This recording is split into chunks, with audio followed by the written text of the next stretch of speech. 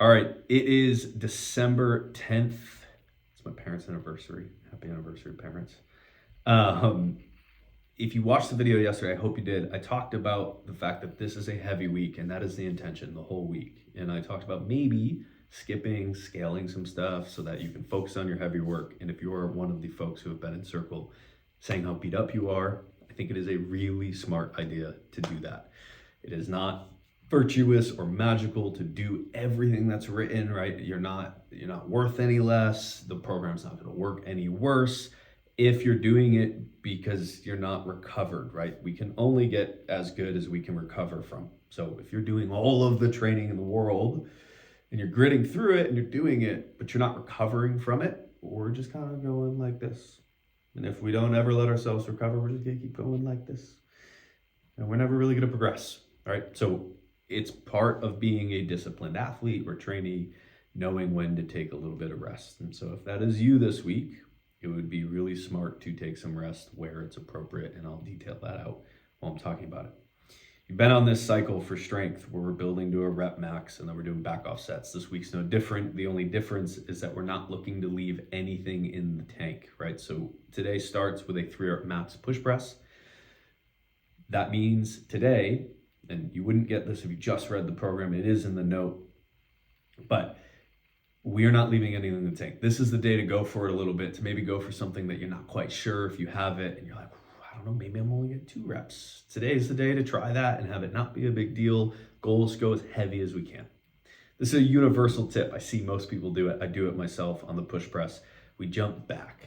And the reason we jump back is the same reason that we jump back on, say, a snatch or a clean. It's we're putting our weight in the wrong direction. So if you watch a slow-mo video of somebody who's doing a push press, could be you, you'll notice that we kind of end up going like this, right? Because we're trying to push this bar. And what ends up happening naturally is we push away from it when we're being really explosive, right? So rather than getting our head out of the way and pushing straight up, we end up pushing away. And that little bit of push away puts our weight in our toes. And when we're coming up on our tippy toes and our weight's up here, right, and it's going kind of backwards this way, we end up scooting back. So if that's you, focus on trying to drive that bar straight up and finishing up on your tippy toes, leaned forward a little bit. That is going to put you in the best position. You're going to not jump back quite as much. You might do a little scoot, and that's fine, but you're going to be able to be kind of right in the middle with that bar. And you have your back off sets. The goal when we're building up, you don't have to do triples all the way up, right? So say you're going to start at empty bar, you don't have to do 3s all the way until you hit your max, because inevitably, if we're going heavy, we've got to hit some sets that would feel like working sets. So say you're doing 100 pounds, and that we'd probably start to feel like a working set around like 75 pounds. If you do 75 for 3, 80 for 3, 80, 90 for 3, 95 for 3, and then you go for a heavy triplet at 100, well, you've done 4 working sets, which is more than even is programmed today, right? So you could do singles for those. You could go 75 for a single, 80, 85, 90 for a single, 95 for a single, and then 100 for your 3-rep max. You know how to do 3 reps. You're not going to forget, right? The goal today is not to build volume. I mentioned this yesterday with the snatches. We're not looking to build volume. We're just looking to hit that heavy 3. That is the penultimate set. That's what we want to focus on. So we don't need to do a bunch of work before we get there. Once you finish that heavy 3, then you're going to take 95% and 90% and do that for a set of 3. That's where we'll get our extra volume in after we've already hit our big lift.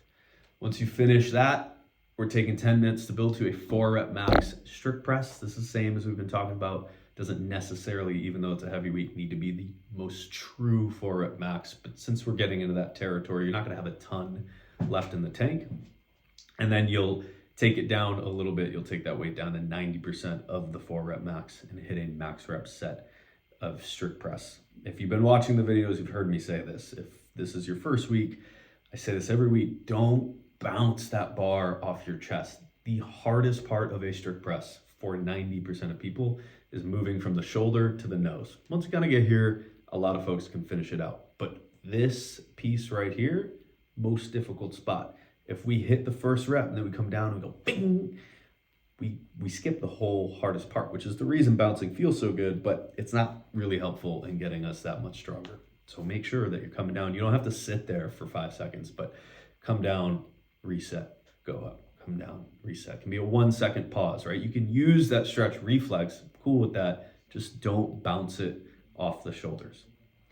Once you finish this work, you've got your rowing intervals. Just to touch on this, your bonus is a Metcon, as it is every week in this phase. If you're going to skip something, right? If you're modifying today, you could choose to do the cardio, the rowing intervals, or you could choose to do the Metcon. You could interchange those cardio pieces. Or if you want to focus on one more than the other, because you only have limited energy, but you do want to do both, you could flip them and do the one you care about more first. This could be the one that is either more exciting today, or you're worse at, is a weakness, and you want to put more energy towards it. You could flip them. That's okay. But the rowing intervals it's 4 sets of kind of a weird piece in the middle. It's 3 by 200 meters at a fast pace. It says 1K. This just needs to be what feels sprinty. I use that purposely. Sprinty, it's not the same as a true sprint. True sprint, you do it once. Sprinty is we're moving fast, we're racing, but you only have 20 seconds of rest. So you need to be able to repeat it 3 times. So you can think of this as like a fast 600 meter pace if you're doing a really fast 600. And then as you go through, you could get faster and faster as you go through the sets. But the first one needs to feel pretty manageable. So 3 by 200, 20-second rest between those 200s. I'd stay strapped into the rower and then immediately into 3 minutes at your recovery pace. Unspecified pace because it truly doesn't matter so long as you're rowing well and you're recovered enough to hit that next set. You have a minute of rest before you begin back at those 200s. So we're going sprinty. Recovery can be as slow as you want it to be. You need to be able to repeat it for all 4 of the total sets. Once you finish that, you've got some accessory work. Said this yesterday, you can skip this or you can do less sets, fewer sets, so you can save some energy. And if you're so smoked that going into it, you're just kind of like yanking on these gorilla rows and you're not really focusing on connecting with your lats, it's not super worth it anyways. You're not going to get a ton out of it. So if you're that tired, I suggest skipping it. If you're feeling great, then bring some intention to it and be solid on those. The Metcon, the bonus Metcon, is 5 sets of AMRAP 2.